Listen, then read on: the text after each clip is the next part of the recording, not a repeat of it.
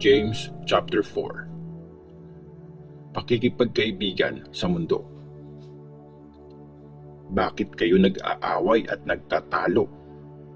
Naglalaban kasi sa loob nyo yung mga pagnanasa nyo. Meron kayong gusto pero hindi nyo makuha, kaya pumapatay kayo. Gusto nyo mapasa inyo ang mga bagay pero hindi nyo maangkin, kaya nakikipag-away kayo at nakikipaglaban. Hindi nyo makuha ang gusto nyo kasi hindi nyo naman hinihingi sa Diyos. At pag humingi kayo, hindi yun binibigay sa inyo kasi mali ang motibo nyo. Humihingi kayo para pagbigyan ang mga pansarili nyong pagnanasa.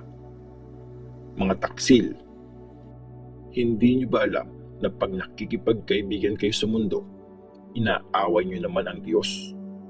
Kaya pagkaibigan kayo ng mundo, kaaway kayo ng Diyos. Huwag niyong isipin na hindi totoo ang sinasabi sa Scripture.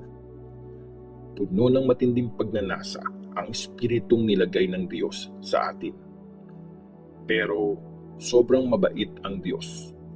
Sabi nga sa Scripture, kontra ang Diyos sa mayabang, pero binibless niya ang mga humble. Kaya nga, magpasakop kayo sa Diyos. Labanan niyo ang devil at lalayo siya sa inyo. Lumapit kayo sa Diyos at lalapit ang Diyos sa inyo.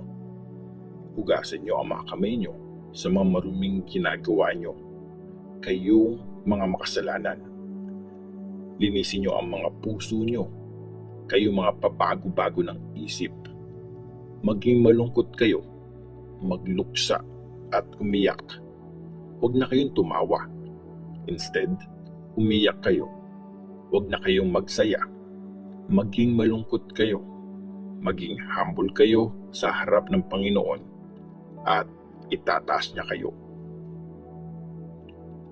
Warning sa pagja-judge sa isa't isa. Mga kapatid, huwag niyong siraan ang isa't isa. Pag sinisiraan mo o ginajudge ang ibang Christian, sinisiraan at ginajudge mo rin ang law. Pero pag ginajudge mo ang law, hindi mo na sinusunod ang law. Ikaw na yung nagiging judge. Ang Diyos lang ang nagbigay ng batas at siya rin yung judge. Siya lang ang kaya magligtas at magwasak. Sino ka ba sa palagay mo para mag-judge ng iba? Warning sa pagyayabang. Makinig kayo. Kayo na nagsasabing, ngayon o bukas, pupunta kami sa ganito o ganong city at mag-i-stay kami doon ng 1 taon. Magnenegosyo kami doon at magpapayaman. Hindi nyo nga alam kung ano ang mangyayari sa inyo bukas. Parang usok lang ang buhay nyo. Nandyan ngayon, maya-maya, wala na. Ganito dapat ang sabihin nyo. Kung will ni Lord, mabubuhay pa kami at gagawin namin ito o yun. Pero ngayon, nagmamalaki kayo at ang yayabang nyo. Masama ang lahat ng ganyang pagyayabang. Kaya kung alam na ng isang tao ang tama na dapat niyang gawin pero hindi niya ginagawa yon, nagkakasala siya.